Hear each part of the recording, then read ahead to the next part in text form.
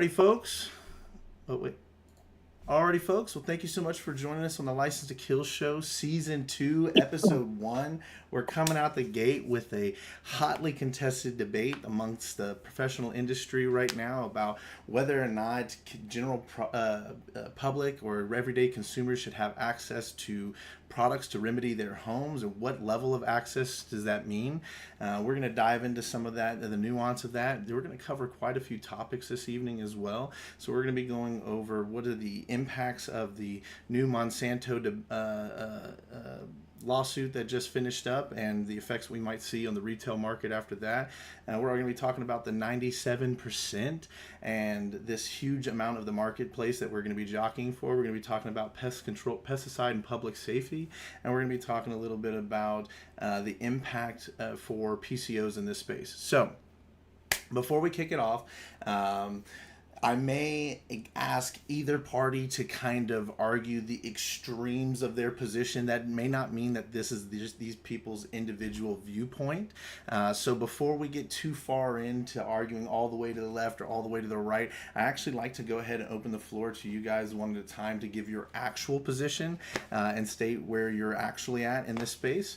Andrew, I'll open it up to you first. Tell me a little bit about your position on pro-regulation and what are the benefits that you're hoping to articulate tonight behind that, and where do you draw the line on just how far, that way when we know when I'm asking you to kind of push beyond where your actual personal beliefs may be at.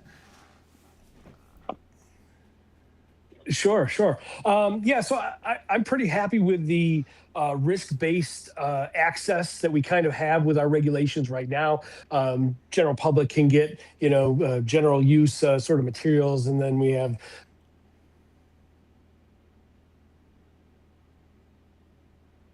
restricted use materials and whatnot. I think that center will shift to be more restrictive as time goes on. I think as people get less younger generations, they maybe their parents or grandparents or great grandparents did.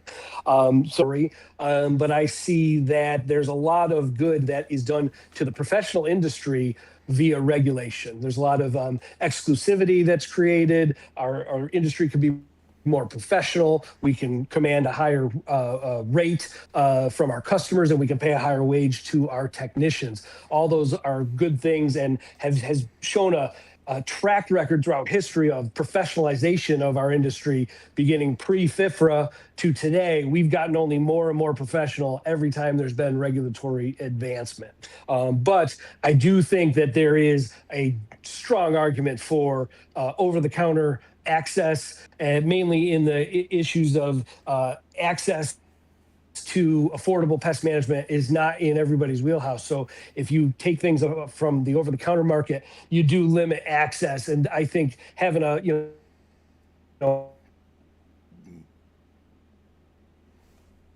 pest-free living situations kind of a basic human right. So we run into a little bit of an ethical delay. Actual position, best, that's pride of New Yorker. I'm Hanson's. Fair enough. Okay. And I think we've seen some kind of congruent examples of other industries and other markets that have followed that same pattern, right? The pharmaceutical industry with controlled substances, or even the nuclear industry.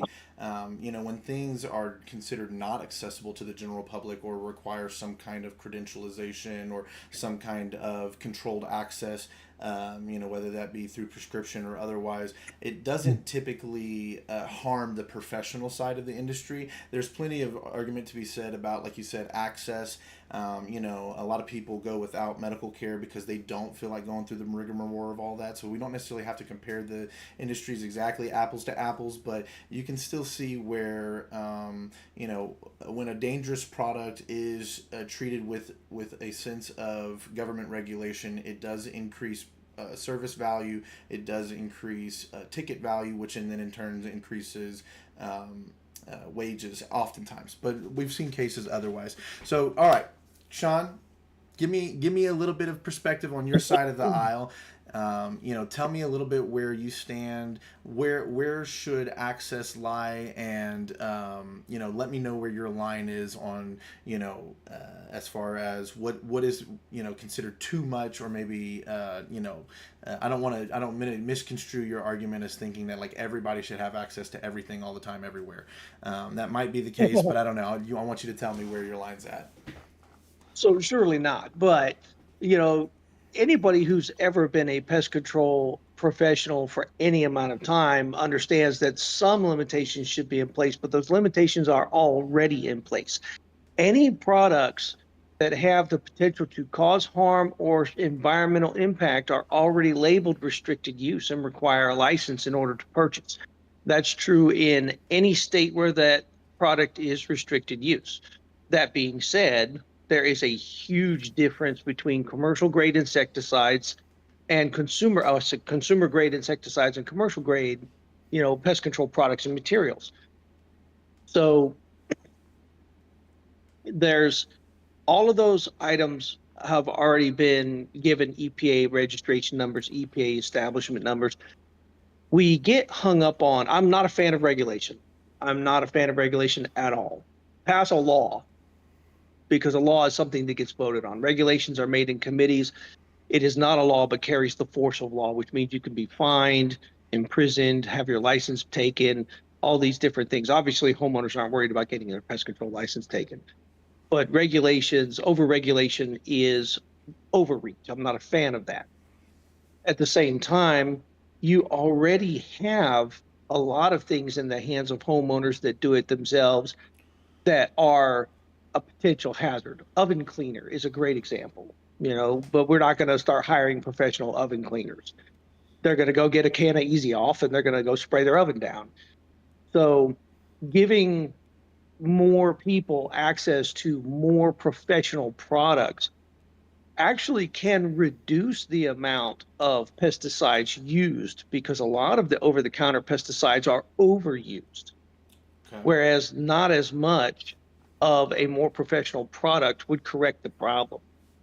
So I do think that people should have the right to choose, one, because it's more cost effective for them. Should the pest control industry make more money? And should technicians get paid more money? Yeah, sure. But what about the people who can't afford it? You Sure. know? So there have already been multiple plays on this. Most recently, there was a move to make all rodenticides across the board restricted use.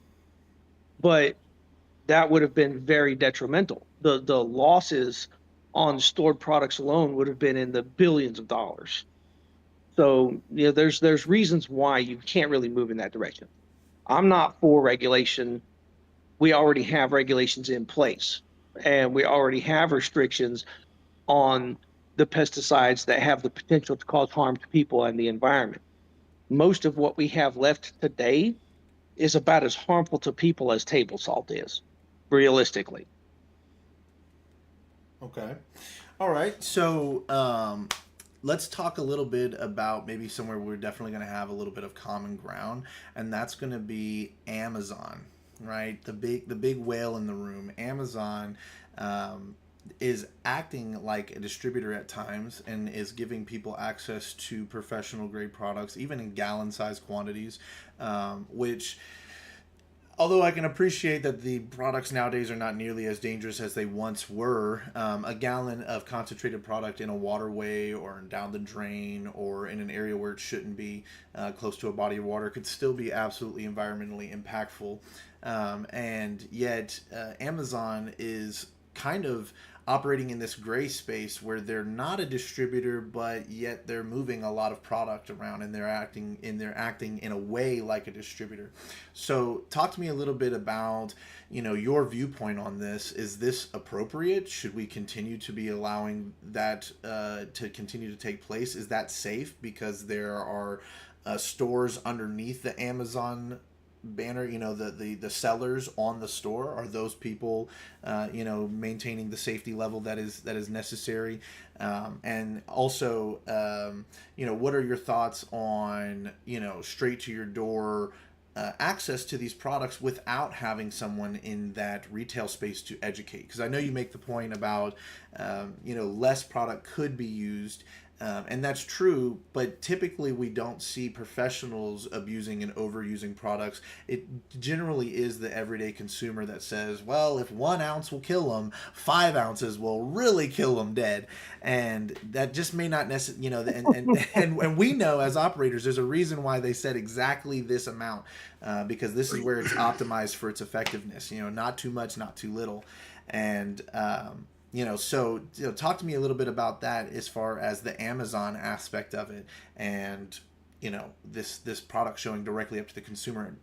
Is the label enough? Well, the label is enough, and I'm going to say that, and I'm going to say this at the same time. We, as service professionals, love to tout our license. Well, we're a licensed professional. At the same time, every licensed professional knows the label is the law, which means the label is the primary safety document, like all licenses aside. So the problem is getting people to read the label, but that exists on both sides of the fence. Service professionals are not always professional. I've been in this industry for 28 years, in the field for most of that. And I've met countless pest control technicians that just used the product the boss told them to use. They didn't know what the mode of action of the product was. They never read the label on the product. They couldn't tell you if it was a synthetic pyrethroid. All they knew was the boss gave them a big jug of bifenite and said, use 1 ounce per gallon. Okay.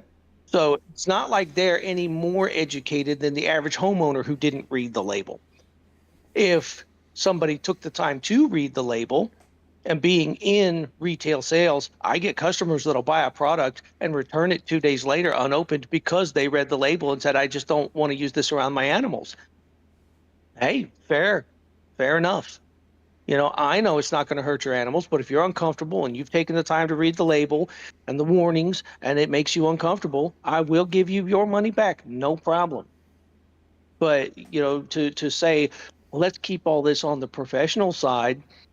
Not everybody who drives a pest control truck is a great professional and a responsible person. So that also exists. Okay. Should Amazon, let me know if I'm going too long, by the way. No, there's no time limit on tonight's debate. Should Amazon be limited? The answer is 100% yes. Should Amazon be limited by third-party sellers? The answer is undeniably yes. And the reason is, on commercial pesticide products and materials, the law is different state by state. So if you're not allowed to buy that in your state, but you order on Amazon from me, a third-party seller, and I ship it to your state can actually reach out with $1,000 fine to me because you ordered it, and Amazon demands that I fulfill the order. Even if it's not legal in your state, they ordered it from Texas, and it shows up in their state where they're not legally allowed to buy it. It's still illegal to buy it. Is the enforcement behind that robust enough? It's not, because it happens all the time. We've gotten one fine. We've been selling on Amazon for several years. But large quantities is what I believe should be limited. Most homeowners can get by with a 16-ounce bottle of Suspend for their general pest control for the next year and a half. In most cases, they don't need a gallon. Nope. It's going to sit in their tool shed and cook out after 2 or 3 years, and then it's not going to work anymore, and they're going to throw half of it away in the trash can. And it's going to end up in a landfill. So that's yes, not environmentally a good thing, though, either. Well, it's not. But if all the heat and UV has cooked it out, it's not. It's inert at that point too. So, just saying, that's true. But okay, if we're talking about protection of people and environment, people change their own motor oil in the driveway and then pour it in their flower beds to kill weeds. That's not environmentally safe, but you can buy motor oil at Kroger. So pesticides, the same thing. Limit the amounts of the size of container they're allowed to purchase, possibly. Amazon has also already delisted a lot of products. Go on Amazon, even right now, and try to buy a gallon of bifenite. You can't find it for sale on Amazon. Yeah, I noticed they delisted all the bifenthrin products until Atticus came out with like 7.9, and it squeaked through because Amazon didn't realize it was just 7.9% bifenthrin. They've delisted Taurus, they've delisted Termidor, most of your professional aerosols like Psychic CS aerosol, Findona aerosol, all that stuff's already been delisted. And eBay has gone through and started delisting some stuff too. But there's still a lot of it available, and it is allowed to cross state lines. And that is where you get into that gray area of, okay, well, you're not legally allowed to buy that in this state, but they'll go on Amazon and get it online. I think the ideal solution would be you're a seller online, they can go to your web page and buy it, like going to homedepot.com or tractorsupply.com. That way there is somebody that can be held responsible. Amazon won't be held responsible because they'll just say, oh, well, third-party seller. Right. Andrew, I've seen So you it's taking interesting some you notes mentioned here. about, yeah. Give me some counter here. It's interesting when you say responsible party. So couple things. You threw out a whole bunch of things I want to I'll try to remember them all to mention. So on the issue of the label, absolutely. Yeah. In 30 years, I've seen a lot of guys that do a lot of dumb things that have licenses, and they probably shouldn't. And it's sad that they are allowed to remain in the industry. I think that comes down to enforcement, and we are much more likely to see on average a professional licensed technician do things that basically follow the label versus a homeowner, because there's absolutely no enforcement on the homeowner. If we get audited every single year by our records, what we've done, what the target sites or target organisms were, the application sites, that everything was followed exactly to the letter. They'll stop technicians in the field. They'll check your truck. They'll do field inspections. That is absolutely not happening in anyone's garage. That there's they're buying stuff, they're putting it in there, they're using it however they want. So there's no real enforcement to kind of keep a homeowner doing things by the label. As far as distribution goes, yeah, crossing state lines, absolutely a problem. If you look at some of the distributors like Do My Own Pest Control or DoYourOwnPestControl.com or whatever, they won't sell to like New York and California. They kind of keep on that. But yeah, if you're not I feel like we could do a better job, again, in enforcement of saying, look, you can only sell pesticides through like an official channel, somebody that's licensed to sell and distribute pesticides, not just like you shouldn't be able to go on eBay and buy it or or whatever, like any kind of random place. And then the other thing from your initial comments, you had mentioned it's not most of the stuff that you get over the counter now, it's not harmful to people, and that may be absolutely 100% true. And I've heard this table salt thing before a lot of times, but the goalposts have moved now in regulation to it doesn't have to be harmful, really proven harmful to anything. Just the possibility that someday a bird might get sick and have a problem from this thing is enough for regulations to move. So the homeowner misusing a material, and we see it like you mentioned with the EPA risk mitigation stuff and changes with that over the years, where they're looking to make that all restricted use. And here in New York, we tried to ban all anticoagulants this last legislative session. It's just the mere appearance of an active ingredient in wildlife, not proven to necessarily even be damaging, is enough to cause things to be banned and taken off the market, which makes me nervous when homeowners are able to use that, where I'll find, rodenticides loose outside of people's houses and just all kinds of crazy nonsense with absolutely no oversight over that. And that's what concerns me most of the time with that. So the oversight comes from the wallet. All right. Commercial professional pesticides are more expensive to buy per container. Cost per gallon ends up being a little cheaper if you actually do the math. But when people walk into my store and they want pesticide, and I say, well, here's what I recommend for you, and the cost is $59.97, and they go, ooh, that's expensive. Well, yeah, but it makes 16 gallons, but they're seeing the total number, the today price. And most people are not wasteful enough to start mixing something that expensive up at 5 ounces per gallon. So that's kind of more of a myth. I would say objectively, you will see less pesticide usage overall from the average homeowner, than you will from the company that's going out and doing the quarterly general services, whether they need it or not, because the company wants to keep them on that schedule and make their money. And the company says, well, you got to put on a good show. I don't want you spraying around the house with a 1 gallon pump sprayer. I want you to use your rig on your truck, and I want you to do your 2 feet up and 3 feet out. Mm-hmm. And that pest control company every 3 months, every 90 days is blowing 6 to 10 gallons out around a customer's house, where the customer is going to go out with a 1 gallon pump sprayer. So even if they did mix it up at 5 ounces per gallon, they're only using 1 gallon for a total of 5 ounces of pesticide, where you came out and put out 8 to 10. So the overusage and environmental impact would ultimately still be less on the homeowner's side, even if they were misusing the product. That part can also be true. So Well, that's something to you're think. combining two different things. You're combining two different things, though. One, the application volume doesn't necessarily mean that there's a higher risk. If it's done to the label, the EPA should have done their environmental assessments and said, "Hey, you can use 10 gallons of this material around the house, and it presents no undue environmental hazard." So the volume may be more, but the risk isn't more, because we'll find stuff that goes directly. I have people spraying their docks with pyrethroids and neonicotinoids. That is extreme. You don't need a lot of it. You don't need 10 gallons. You need a tablespoon and you got problems. So following the label and using a higher volume doesn't equate to a greater risk to the environment and non-target organisms. I understand that. I'm just saying that I'm not talking about docks. Spraying pesticides around any body of water is a no-no, and that's on every Mhm. pesticide package label. People are going to do it anyway.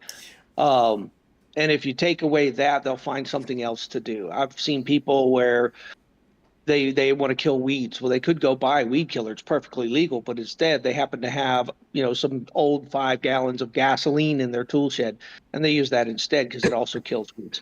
People are going to do dumb stuff. You're never going to rule that out. Um, and yes, I understand that if you mix it up 1 ounce per gallon and put 10 gallons out, you're at the proper mix rate. But if you mix 4 ounces per gallon, but that gallon is evenly spread around the base of the house, it ultimately works out to about the same, realistically. Um, yes, your upfront Well, concentration let's coming out let's of the talk let's containers. talk about that get. Yep. Yep. Let's talk about that dock though. If I park my truck out in your driveway and then I walk out with a B&G on your dock, I got placards on my truck that signify that we're a pest control company. I'm wearing a uniform and I'm out on a dock with a B&G. If the homeowner's out there with a little garden sprayer or a little, they got their Windex that they filled it up, they emptied out, and they're out there spraying their boat hoist with it, no one is stopping and checking on that. I guarantee that the DEC will be checking on us, and like there'll be protections. So there's a higher level of oversight on us. There, We're visible, we're there is. reporting. The neighbors will even call in on us and say, "Hey, there's a guy out on the dock spraying stuff." Sure, I They're not going agree to do with it you on their 100% neighbor. on that. I agree with you Yep. 100% on that. Where there is, and depending on what state you live in, is going to depend on the level of oversight you get. But in the state of Texas, there are Yep. just not enough TDA inspectors, and pest control guys are Yep. doing stuff on docks and not getting reported. But occasionally they do get called to the carpet for it. They can stop your truck, inspect your truck. The Yep. state will come and audit us every single year, and they want to look at our records and they Yep. want to look at products. So yeah, there is some oversight, which is a benefit to that. Of course, there's a benefit. There's no oversight to homeowners. Well, let's At the talk a little same bit about time, those docks, though, because the docks, the customers that you're going to find who have docks are the same customers who are going to have the higher level pest pressures that are going to need some sort of pest control intervention, whether that be DIY or professional or otherwise. So, mhm. the likelihood that someone be using an over-the-counter product in an improper way, if you were to label each customer as a probability metric, right? Like, these guys are probably the most likely, and not to single them out, but they have the highest pest pressure, they have the reason to, and they're right on top of a body of water, right? And so I think the dock thing is particularly interesting, because this would be an area where you're right. The average technician, or there may not be enough educated technicians out there who are taking it seriously. But that's a failure of the internal industry taking itself seriously and taking self policing and training and stuff seriously. But as far as the everyday technician would probably stop their foot before crossing that threshold and go, there's nothing I can really spray here. The homeowner's not going to do that. They're going to see spider webs all over their dock, and they're going to go straight for it, right? So, the dock part of the equation, I think, is a really good example to kind of get on a granular when we're talking about, okay, so what should they have access to? Is this a can of Raid? Is this professional grade products like what you're talking about, buying it in the concentrate? And more specifically, I hear a lot of people oftentimes kind of retort, well, I'm not afraid of DIY products because it's no threat to our business. They'll waste their money doing that and then they'll give us a call. But I don't know if that's exactly the case. Are they falsely advertising? Are they selling a product that doesn't actually work? Or are they selling a product that and are we talking about 97% of the industry, right? And I remember going through Terminex training, and they taught us that only 3% of homeowners actually had professional pest control services. So the amount of money to be gained and the use of this or where things stand, I guess where I kind of want to hone in on, who does this benefit? Is this benefit the homeowners? Does this benefit the manufacturers? Does this benefit PCOs? Who is this current model benefiting the most? So this current model actually benefits. I'm sorry. Let me know if I'm jumping into anything. Go for it. But this current model actually benefits people somewhat fairly. In my experience, when you're talking about boat docks, you're talking about people who probably also own boats. Those people also have money, and a lot of them do pay for professional services. Even the ones that do their own DIY, some of them do bug spray around their boat docks. The biggest one I've heard, because it works on spiders fairly well, is Demon WP. The best branding in pest control history. It's the best naming convention ever. But in reality, the one that I've heard the most used around boat docks for spiders is Demon WP. Now, the bad thing is it's going to kill some fish. And that's not a good thing. Environmentally, that's not a good thing. I'm not saying it's a good thing. What I am saying is the fish will make more fish. It's a big lake. So unless somebody dumps a substantial amount of product into the waterway, it's not going to do any significant environmental impact. Are you going to occasionally find an animal that has some pesticide in its system? Sure. But if I go through and I go to my local grocery store and start testing vegetables, I'm probably going to find traces of pesticides there as well. And it's okay for us to buy and eat them. People overreact when it comes to things like that, minor traces of pesticides, and then they want to make more regulations. Again, regulations are dangerous. Once a regulation is put in place, it doesn't go away for a very long time, if at all, but it carries the same weight as a law, and nobody voted on the regulation. So I'm not a fan of regulations for that reason specifically, because we live in a country where we're governed by a government that is the servant, not the sovereign. So when it comes down to it, yes, some people are going to make mistakes. They're already making mistakes with other things that are environmentally harmful, and you're not going to weed those people out. Should the rest of society be punished? Do people drink and drive and kill other people? Yes, they do. Should we regulate cars more so that only professional drivers can drive them? No. Everything in this country would come to a standstill. So there's some, do I think that some things should be considered more restrictive? Yes, I can agree to that. Do I think that homeowners should have access to commercial grade products? The answer is yes. I think they should have access to some of them. And I think that, reading the label is good, and they should buy them from places that encourage that, and also give them some education as to, hey, this is why you're buying this. This is how it works. This is what it works against, and this is how you should be using it. At least that. Now, that's why places like Walmart, Home Depot, and Lowe's don't typically carry professional grade products because the person who's working in the pesticide aisle that week was working over in screws and nails last week, and he doesn't know anything more about that product than the person buying it. Right. That's why shops like ours Yep, exist. absolutely. Now, you said something right at the beginning of that comment about the environmental impact, the reality of the environmental impact versus maybe the perception of the environmental impact. One of the things that I've noticed in our industry is we tend towards trying to be very factual. We try to be very honest. We try to look at an assessed risk very analytically. The problem we have, though, is when the public looks at what we do, they do not have that same context. So someone is going to take a cell phone video of somebody doing something that we know is absolutely harmless, and that's going to cause material to get banned.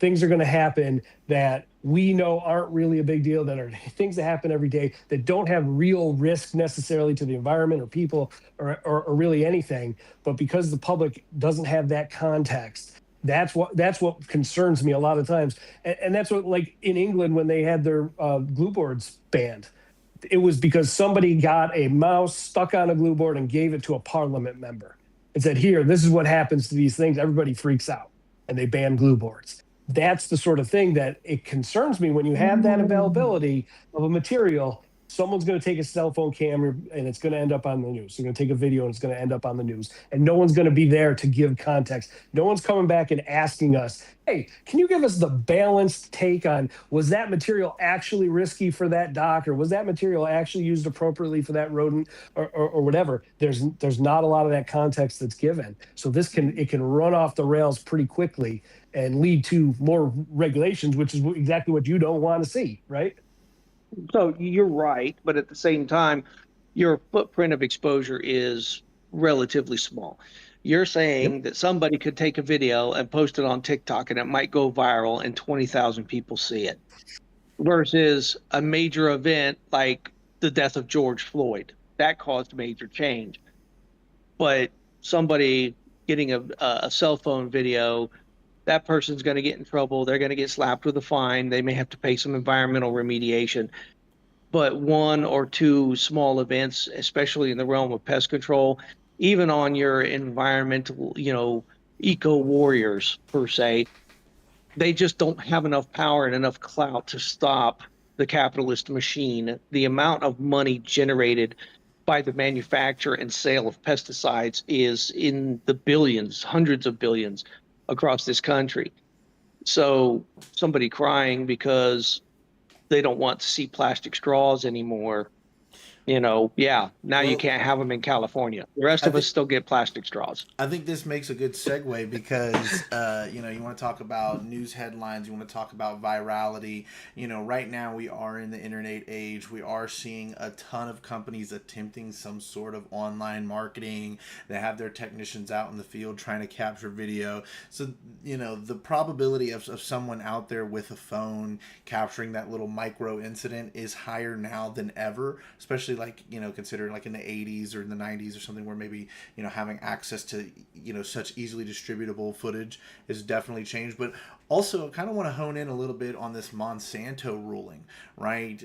Because this, I feel like, is going to have downstream effects either way, right? And we talked a little bit about the naming convention that came with Demon WP, and how I myself still hear, like, every time, someone come walking up to you like, I got this good stuff, this Demon WP, like, and we know as operators, like, that's not even the newest stuff on the block. That's like relative. That's like last year's news. Like, nobody cares about Demon WP anymore. That's old. That's old.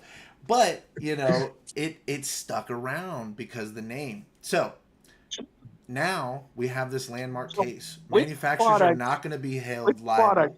Oh, go ahead. Well, I was going to say, I never thought Monsanto should have been held liable in the first place. And there's a very, very valid reason for that. You're talking about Monsanto, the glyphosate thing. It was a big lawsuit. Yeah, and now they just had it over. Right, they just had it over. Yeah.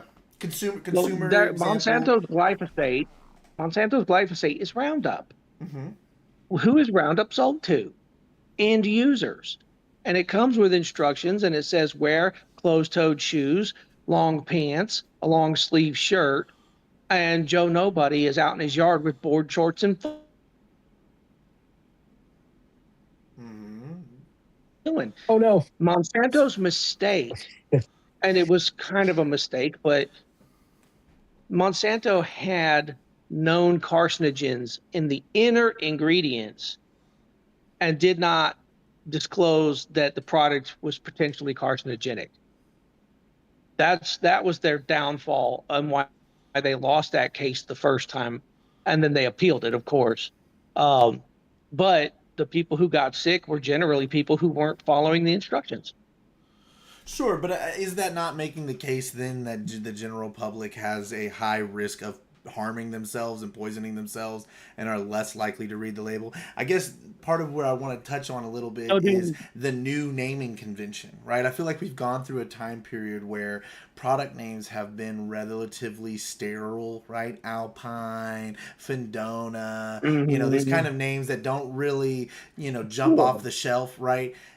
But now that Monsanto has kind of been given the green light that, like, hey, look, we're past the eco days. Trump administration's come in and cut all this red tape. Big V8 engines are back in play, and chemical companies aren't being held liable. Are we going to see a flood of new retail products? Exterminator Super Plus Max. Liquid Murdinator Expert. applesauce. I mean, like, are you just going to see the craziest names? Starting to come out, really promoting this I older method of what's effective at selling. I mean, really. I think what you're going to see more than that, because I think people will play it safe, but I think what's going to be more than that is I think you're going to see people start adding other things to what would ordinarily be considered a green pesticide. Okay. Yeah, it's a green pesticide, but you're going to start seeing them squeak in a little bit of bifenthrin in there, or some lambda something. Uh, but right now, the green pesticides are still popular, even though they are still a toxin. But nobody really knows how much because they're 25B exempt under FIFRA, so they don't have the same oversight as these other products that are considered chemicals. Right. Yeah. Now, I would have to say, Marcus, that I don't think you're going to see the era of the more, let's say, colorful names, trade names for these products, just because we have to give out labels to our clients. And so, how many housewives, when you're at a residential place, want to get a label, and at the top of that it says Demon WP? That lady does not want to see that on that label. She wants But to see, oh, Alpine, look at this. Ooh, nice. But it's not a flood of professional products that I'm talking about. I'm talking about a flood of retail products like your Home Well, Depot, sure. Can of Raid, Home Defense, those sort of products. Are we going to see the colorful naming convention kind of come back up, or maybe even manufacturers being a little more risque in the sense of starting to put dual actions, and we've already seen. What was it? Into Care recently made their big license deal with Ortho, right? And they now have Mhm. these. So that right there is an example of a product that has had incredible commercial success and has been really a commercially only available product. Not to say that it had to be that way, but it wasn't something you could just go in at Home Depot and find, and now you can, right? So part A of that question is, are we going to see more retail products, stepping away from, the just the Raid and the Home Defense, right? Are we going to start seeing the colorful name conventions and a plethora of products available, being a little bit more aggressive, and then B, this fusing of professional into the retail space, with Into Care and other kind of licensed products. Is this something that pest control professionals or operators should we be concerned about? Should we be, is there something that we should be keeping an eye on in this area? I know that the Into Care buckets specifically are a relatively environmentally safe product, but what I'm talking about is jockeying over that 97% of the marketplace, right? If only 3% of people are using professional grade market or are using 3% of homeowners are using professional services, that means the other 97% are just running to Home Depot or Lowe's, and they're gathering whatever they can. And in that way, the manufacturer's not getting hurt, and in some way, the homeowner could be getting hurt, or has they are clearly examples of them hurting themselves. And I see a lot of operators say, well, that's not a problem for me, because when those $5 or $15 treatments fail, they'll call me and then I'll charge them $250. Is that the correct thinking? Are these products really no threat at all, and they're not effective? They are effective. They are effective, and there have been many studies done on that. But Raid actually came out with like a whole lineup of their products and did treatments. But you have to remember that you can have the right product and use it the wrong way and fail. Mm-hmm. And you can have the wrong product and use it the wrong way and succeed by getting lucky. Now some products are hitting the market that are considered professional grade, or used by professional companies like the Into Care buckets, but that's a fungus. That's Bavaria bassiana. There's nothing that can do bad to the environment. So that kind of doesn't count. Naming conventions, they already have, the naming conventions exist, like Kills Bed Bugs Plus, Black Flag. There's already some names out there as far as that goes. But with your over-the-counter products, what I could see is potentially them increasing the amount of active ingredient, but that's iffy at best, because those companies are already making a boatload of money by selling you a product set at this percentage of active ingredient, which costs this amount to manufacture, and they're controlling their profitability by cost of manufacture. If the cost of manufacture goes up, then their prices are going to start rivaling the prices of professional products, and people are just going to go buy Palstar. For the manufacturer, hold where's on the one profit second. margin? Oh, go ahead. Yeah. No, I want to hear.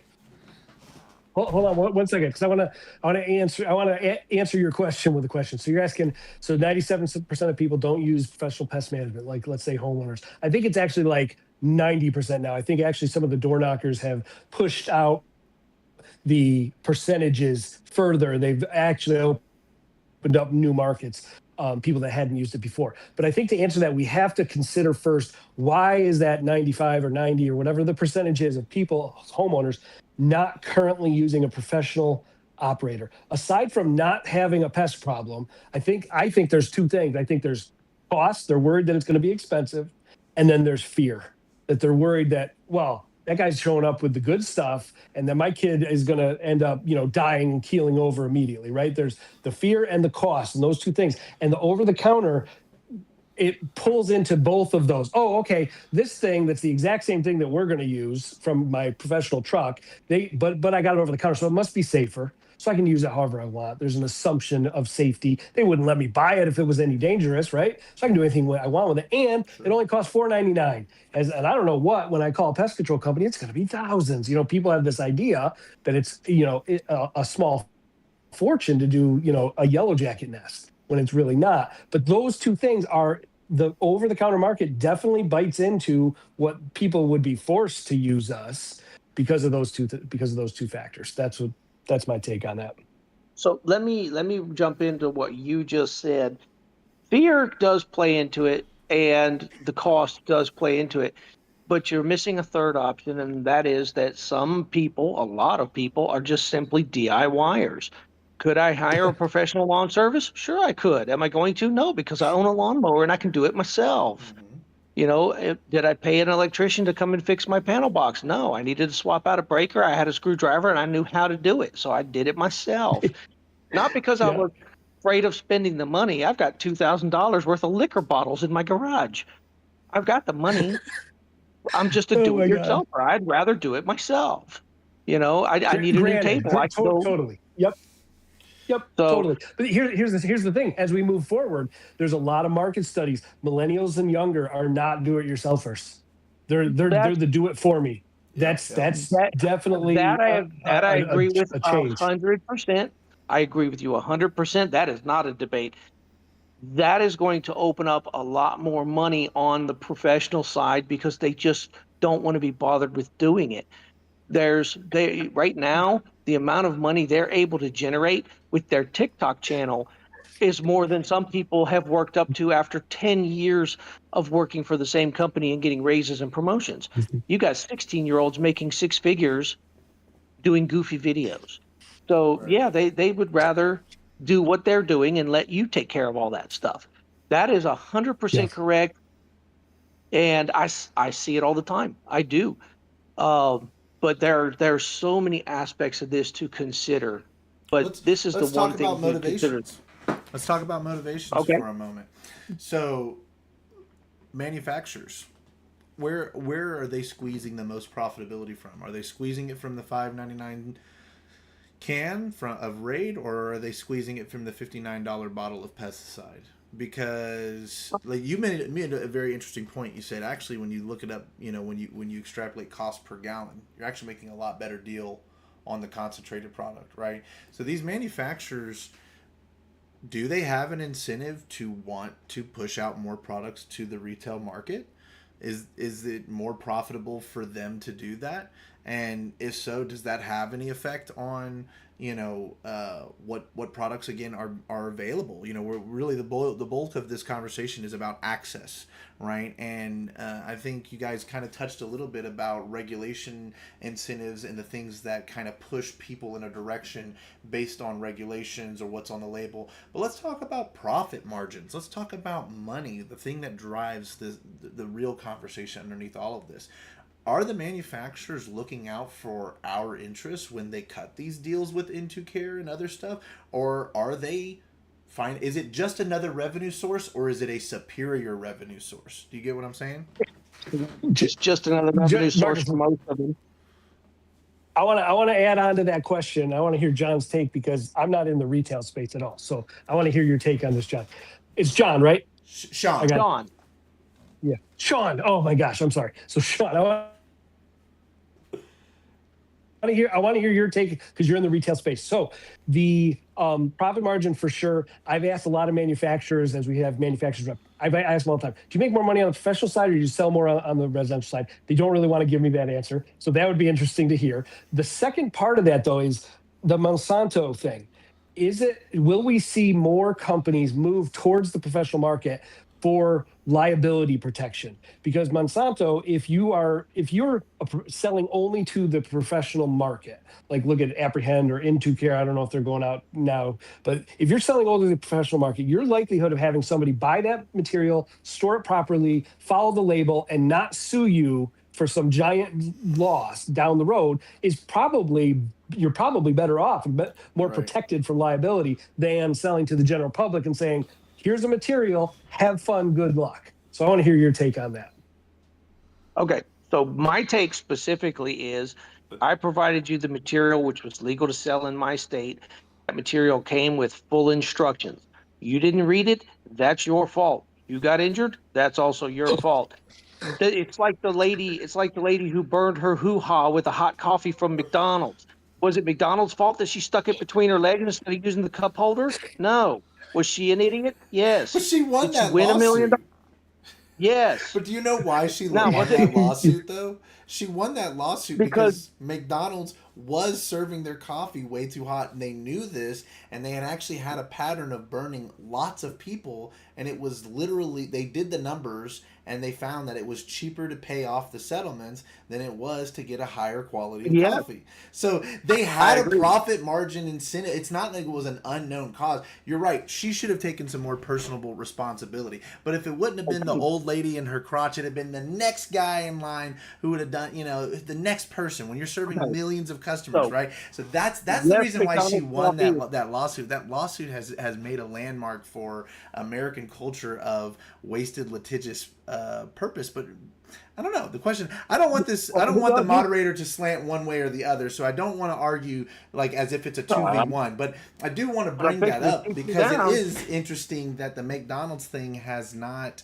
It's an icon. It is a cultural icon yes, now in this yes, country. It is a landmark case. yes, However, yes, McDonald's served their coffee over temp because you were getting it from a drive-through and you were driving to a location and they wanted it to still be hot when you got there. So they were giving it to you hotter than they had to so that it wasn't cold by the time you got to the office. That Hmm. makes sense.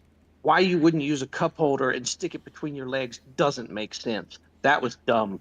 Now, again, that's Fair enough. that whole same thing that I'm saying.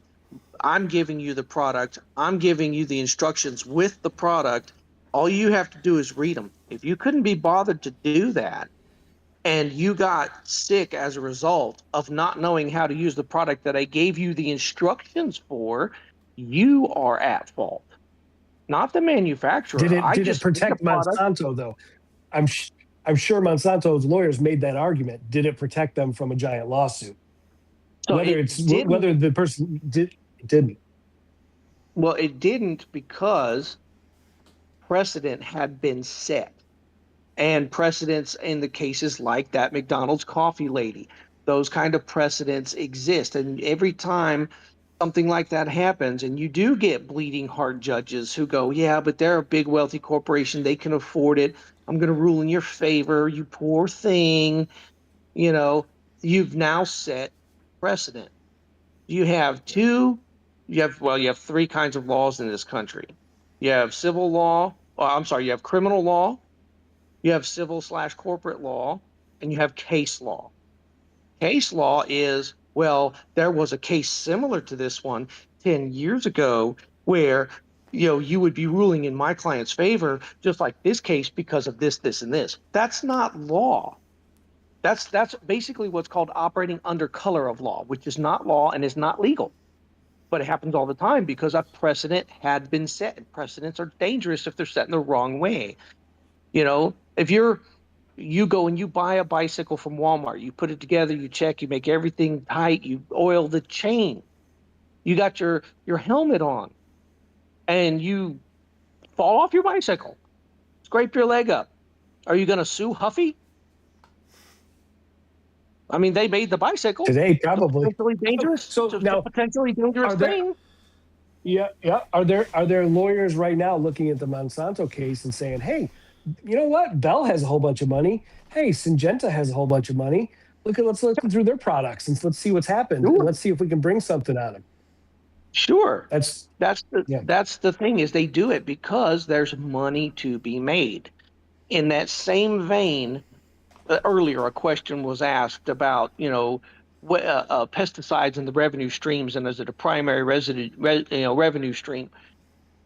The simple fact is the sale and the production and sale of pesticides generates a lot of money, and that's not going to stop because when there's money to be made, people are going to make it.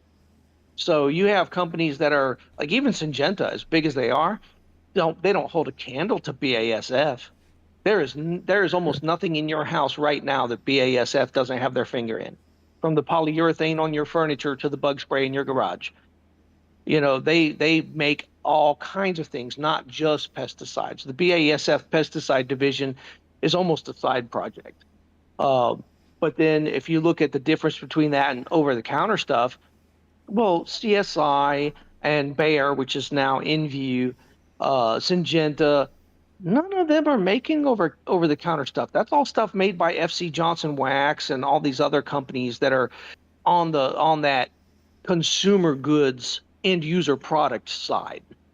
And that is their main revenue stream. But anything like Raid, anything that's FC Johnson Wax, they also make a whole host of cleaning products and other materials. So even their pesticide division is not the main source of their income. It is profitable though, and as long as they can make profit, they're going to continue to make it.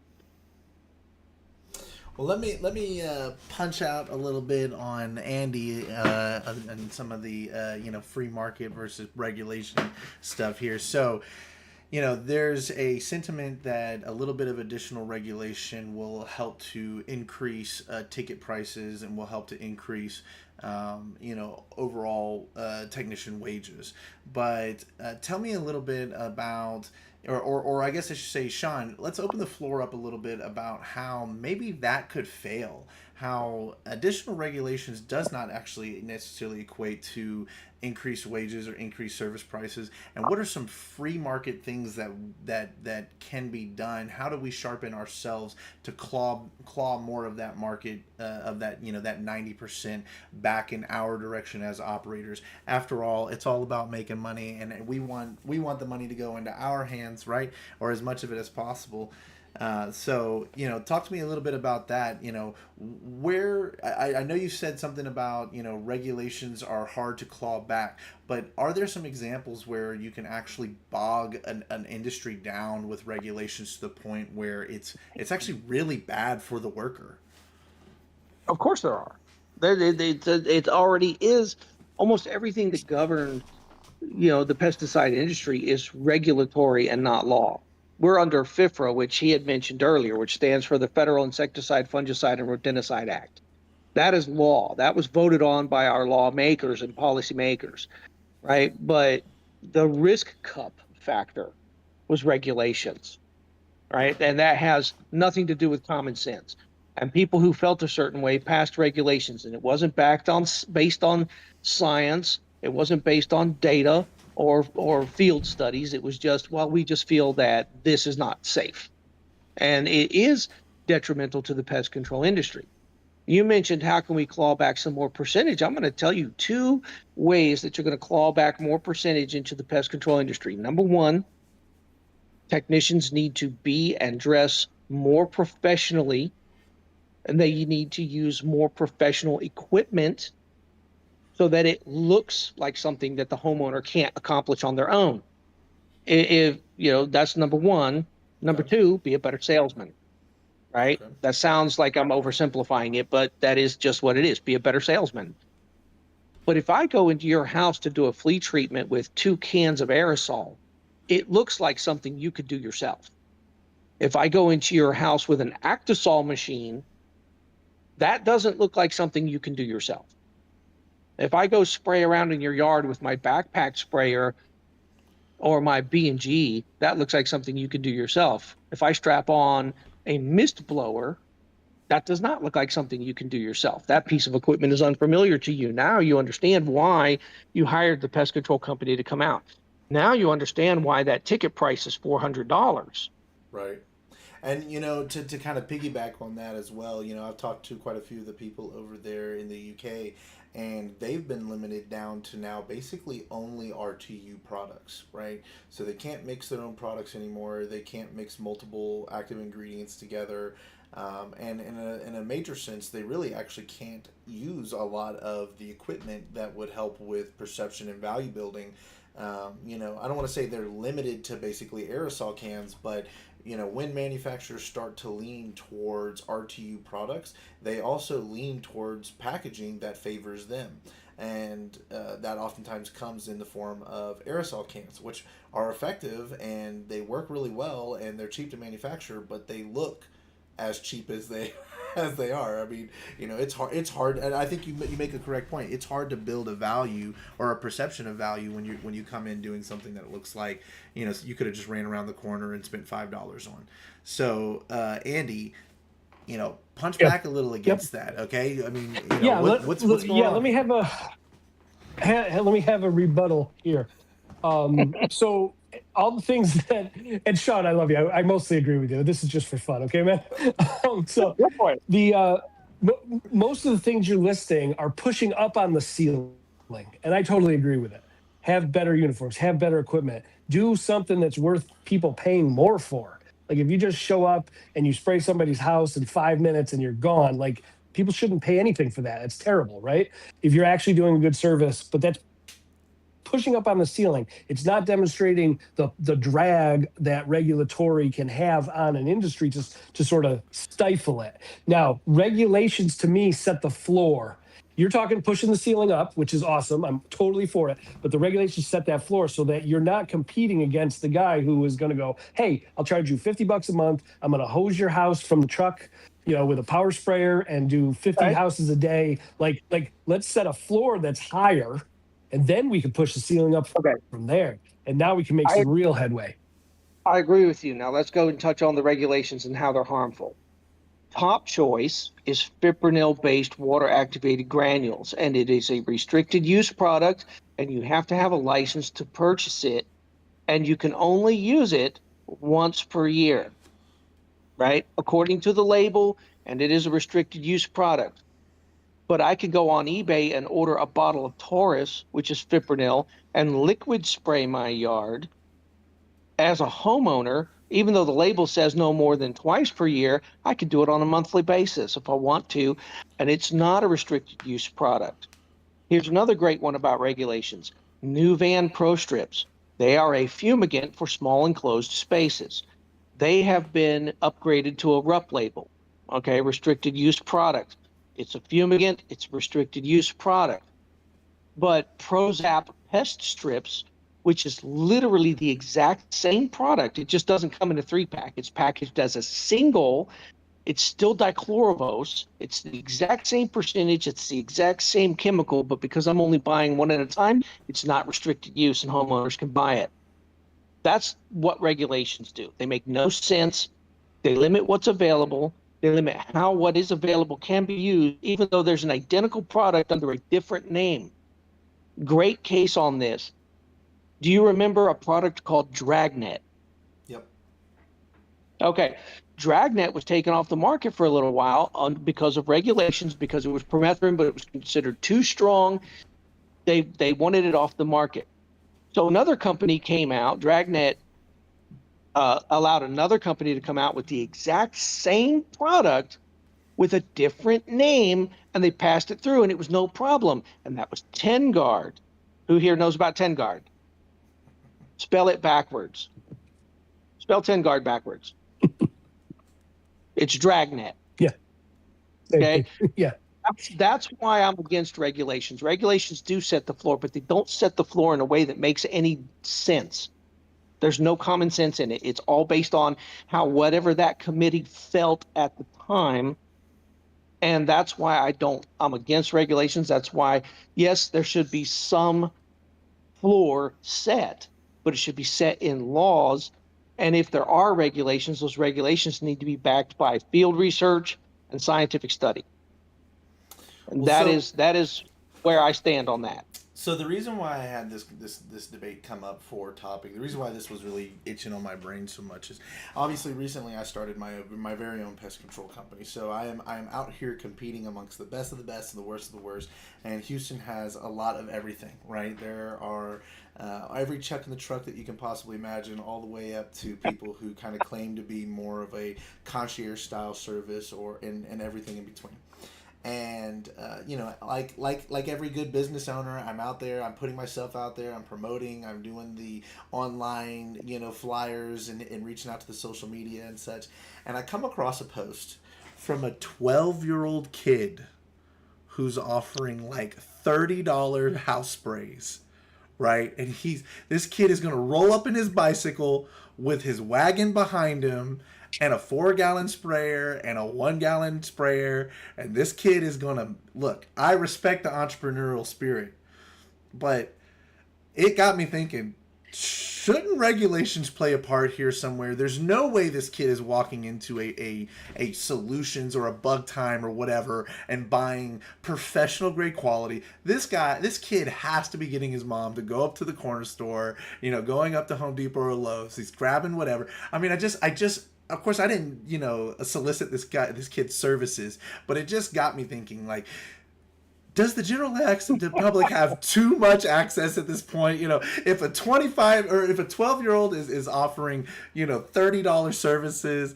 I don't know. It just got me thinking, okay, we have crossed a threshold now where either the systems we have are not working and they need to be improved better, or there's too much access.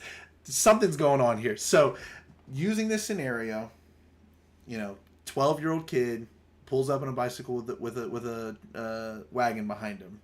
Steel man the other guy's position. So, Andrew, Give me the most generous explanation first off, I would say, why this should be allowed. Okay.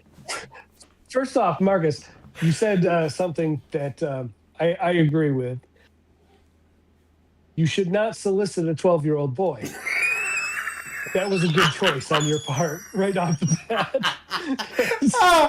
Okay, we'll sound clip that one. That's going on the fucking clips for sure. My goodness. Oh, no! Come on!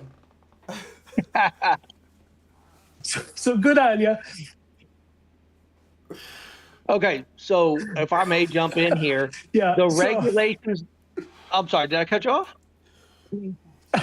So I mean, I guess if I'm arguing the flip side of this, I mean, if he was to use exempt material, have at it. Oh, I didn't even consider that. Okay. It's okay. I didn't even consider that. Truthfully, yeah, if he was using all 25B products, does he need a license? I mean, I guess so. You go for it. You're good. And sell, but interesting. But okay, Sean. Here's the thing. The regulations that need to be put in place for that are already in place. It is illegal to do pest control in exchange for money without having a CA on staff or being a CA yourself. Yeah. So what he's doing is illegal. Facts. If the state came across his advert, he or his parents could get fined. Yep. Right? And that is that's already exists. So the real problem is lack of enforcement, right? Which obviously we don't want, a whole bunch of bug SWAT teams out there waiting to pounce on trucks. Bug lives matter. But at the same time, that's one of those things where that shouldn't be happening, but people shouldn't be smoking crack either. It's already against the law. They still do it. Those regulations are already in place. No 12-year-old kid shouldn't be out there trying to do pest control. But there's already rules against that. We can't. That's why I said over regulation. You're going to react to. You brought up the UK. First of all, I don't pay much attention to Muslim countries, but they have a history of overreacting. They have a strong history of overreacting. First, a madman escaped from an insane asylum, got his hands on a gun, and shot some kids. They banned guns in the UK. The number one murder weapon became a 6-inch carving knife. Every kitchen in the UK had one. So I want to say it was about 5 years back. You can look it up, but they actually had the mayor of London started a campaign. Stop knives, save lives. They wanted to ban knives. What are you going to do to cut your vegetables? Use harsh language? Wait a minute. But are you still manning the pro regulation argument? I'm just saying, you can go way too far on regulations and over-regulate something until it becomes a problem. And using UK as an example, bad example. But yeah, that's. You bring up the kid, he knows. He may not even know he shouldn't be doing that, but he shouldn't be doing that. Those rules already exist. We don't need new rules. Okay. Oh man, okay. We'll take one last good jab at a kind of a theoretical question here. So I'm gonna ask you to suspend your own personal beliefs and push your side's argument to the nth degree, to the absolute furthest degree, right? What would it look like in an optimal, hyper-regulated environment, Andy? And Sean, what would an optimal, total free range, free market, controls the day?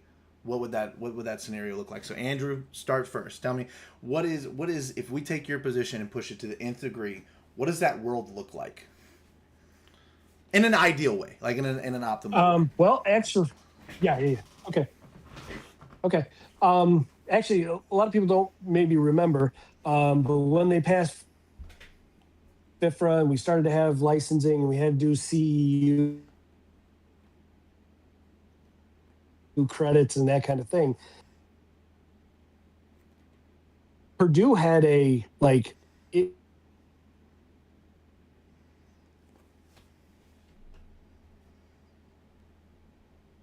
pest management course that you would take a 4-year class. Like I'm getting a little bit of. you take a 4-year course of study and graduate as a pest control operator at the end of that. Like they did away with it over time. But I think if you had enough regulation and you were like, maybe just under a doctor level type of requirement, you would have extremely high paid money. We'd have that. We'd finally have the time. We're all talking. I don't know if I'm still a lot of regulations, especially on the license time to do all that IPM stuff. Enough money to spend enough time walking around the factory and find all the holes. Those kinds of things. If you have enough regulation. Oh no, he's breaking up. I'm losing him. Are you losing him, Sean? Yeah, he's breaking up pretty bad. He cuts in and out.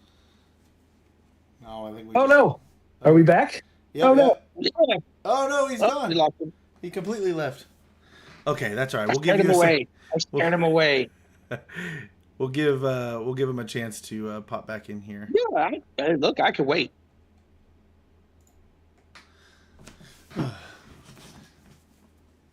Well, take a second and tell us a little bit about what would the optimal free market, minimal regulation, no regulation, or regulations are bad kind of mentality. What would that look like in an ideal world or ideal version of that? So if you want my take on it, things could stay exactly as they are or even be to some degree deregulated, and you would see very little to no change. You would even still see an increase in the amount of business done by pest control companies. Again, you take it upon yourself to look professional. People are smarter than you give them credit for in a lot of cases. There are some dummies out there, but there are some dumb technicians out there too who are making mistakes and spilling product and not telling anybody. And the hose on their spray rig leaks and they just didn't fix it because they were lazy. So every time they do a service, they're spilling a gallon into Mrs. Jones's driveway. So all of that stuff happens. But at the end of the day, you pay pest control partially for what they do. You pay them mainly for what they know. Yes, you can go and do the job yourself, but you're going to fail because you don't know what I know. So you're going to end up paying me anyway. The pest control industry is not going to go away, but people are getting lazier, which means you got the chance to sell more services. But regulating it to the point where pest control becomes very, very profitable because we can charge more money for it is like saying poor people don't deserve pest control. I don't care if rats are running around in your house and your family gets hantavirus because you can't afford my service. I don't, talking strictly on a vector-borne illnesses side of things, which is very prevalent on insects and rodents. You're saying that the poorest of our society shouldn't have the ability to protect themselves from these things because they can't afford to pay. Yeah, well, even you can even say the more soldiers in the field, fighting back against it, the more effective we are, and hoarding off these kind of epidemics, these pandemics of vectors and virus outbreaks. So there's definitely a case to be made for that.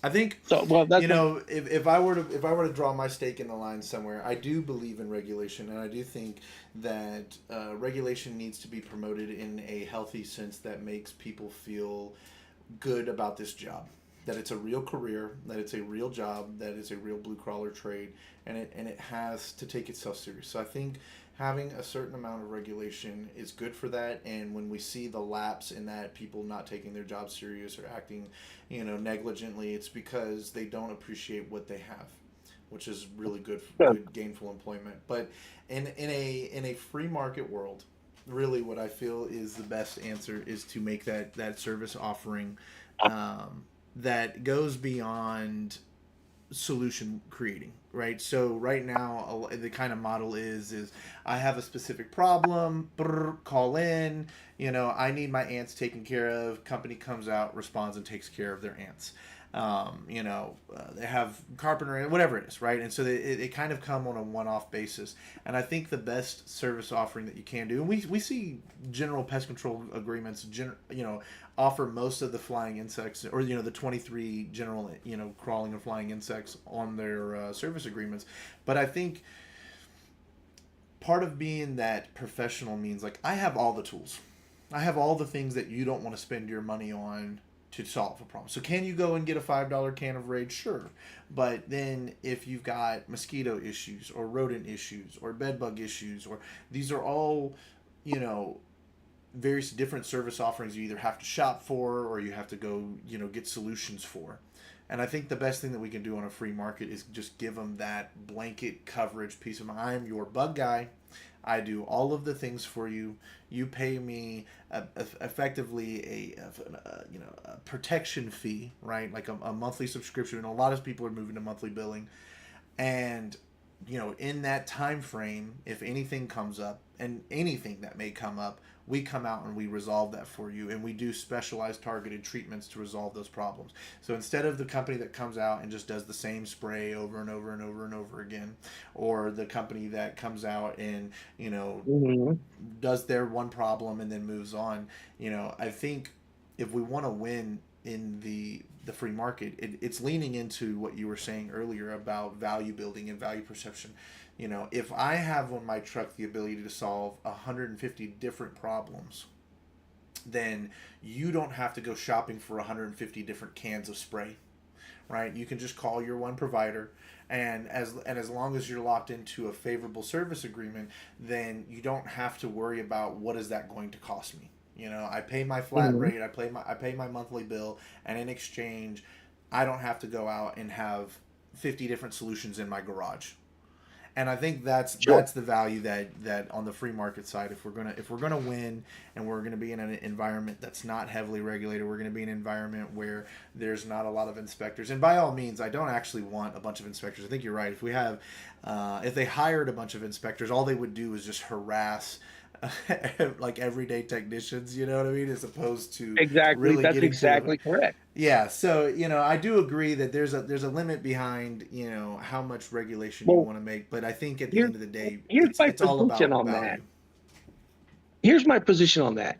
Value is built in. Value is a perceived thing. If you look more valuable, they'll pay you more money, Yep. right? It's a perceived thing. So you build in the value to yourself.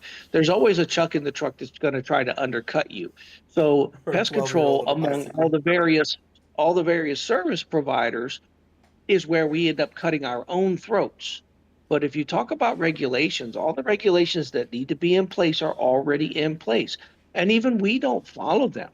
How many times in your pest control career have you gone out in a short sleeved polo shirt, but used a product where the label said long sleeve shirt was required? But the label is the law, and you know that, and I that's a plead the fifth. regulation, and we didn't I don't know follow what you're it. talking about. I've never done that a day in my life. Exactly, exactly. Unless you got an photo So of me. All right. Well, it looks like we're not going to be able to get Andy back in here, and I don't want this to become a debate without our debate partners. So you guys yeah, killed I know. it. Y'all covered a lot of ground. This has been a good one. Had some good laughs, especially right here at the end, getting to cut loose a little bit. I appreciate you for spending your time with us this evening. Thank you for arguing your side of the aisle. I got to give the flowers to Andy when I get a chance to see him next or talk to him here Yeah, in just a moment. absolutely. I enjoyed it. Tell him I enjoyed it, and it was nice to meet him. I'd love to talk to him again. He does have some good positions.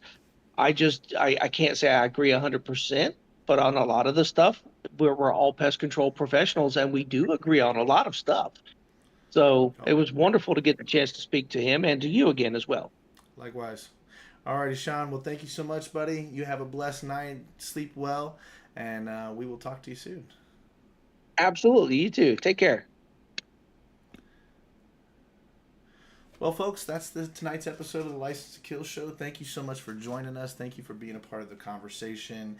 Thank you for working with us with our crazy technical difficulties we seem to have every episode. No, I really appreciate the industry for getting behind the podcast. I really appreciate the conversations, the discussion. I think we've only just began to scratch the surface on what these kind of topics will have in their impacts in the 5 and 10 year mark. And so I'm excited to revisit these conversations in the future. If you guys have any suggestions for more conversations or more topics that we should do, feel free to drop those in the comments. Feel free to send a message on Discord. Join the group. And guys, y'all stay safe.